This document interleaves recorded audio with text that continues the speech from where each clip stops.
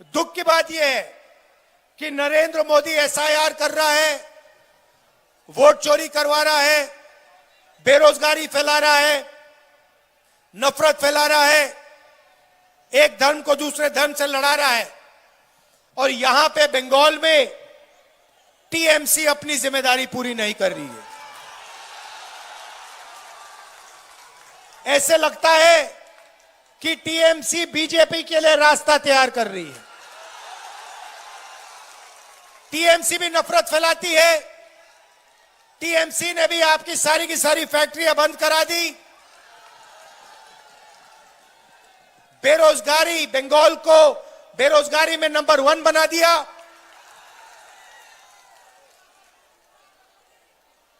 और भ्रष्टाचार की तो बात ही नहीं शुरू की मैंने।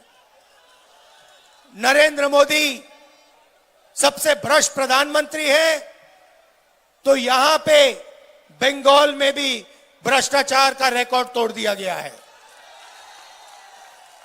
शारदा स्कैम, 17 लाख इन्वेस्टर्स का पैसा छीना, 1900 करोड़ रुपए उनके लिए उनको वापस नहीं दिए। Rose Valley chit fund scam, 31 lakh investors का पैसा छीना, 6,600 करोड़ रुपए उनसे लिए। इलीगल माइनिंग, ट्रांसपोर्ट, झारखंड से कोयला और गुंडा टैक्स, ये टीएमसी की सच्चाई है भाई और बहनों। बंगाल की जनता के लिए कुछ नहीं होता। अगर आप टीएमसी के किसी गुंडे को जानते हो, किसी नेता को जानते हो, तो आप काम करा सकते हो। मगर अगर आप टीएमसी के गुंडों को नहीं जानते, टीएमसी पार्टी के नहीं हो, उनके नेताओं को नहीं जानते, तो बंगाल में आपका कोई काम नहीं हो सकता। और पूरा का पूरा बंगाल सिर्फ पार्टी को चलाने के लिए, बंगाल की जनता के लिए कुछ नहीं किया जाता। आपके लिए बेरोजगारी, भ्रष्टाचार, नफरत और उनके लिए बंगाल का धन। भाइयों और बहनों, टीएमसी सिंडिकेट बंगाल को चलाता है। यह बंगाल की सच्चाई है।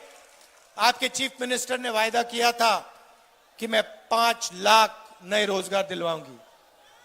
मिला आपको रोजगार? मजाक है। उल्टा 84 लाख युवाओं ने एम्प्लॉयमेंट अलाउंस के लिए एप्लीकेशन भरी है। एक तरफ ममता जी कह रही हैं कि मैं बेरोजगारी मिटाऊंगी, 5 लाख युवाओं को रोजगार दूंगी, वो 2021 में कहा था। दूसरी तरफ 84 लाख बंगाली युवा अनएम्प्लॉयमेंट अलाउंस के लिए फॉर्म भर रहे हैं।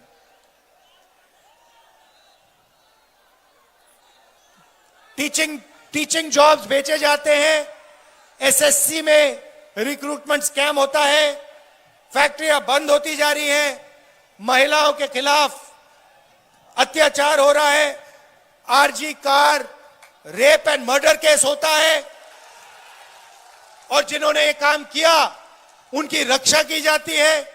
बंगाल में कोई अकाउंटेबिलिटी नहीं है। पॉलिटिकल वायलेंस जितना भी उनको करना है वो करते हैं। हमारे खिलाफ, कांग्रेस पार्टी के खिलाफ, हमारे तपन कुंडू को पुरुलिया में मारा गया, हमारे कार्यकर्ताओं को पीटा जाता है, मारा जाता है, और यहां पे पूरा डिक्टेटरशिप राज चल रहा है।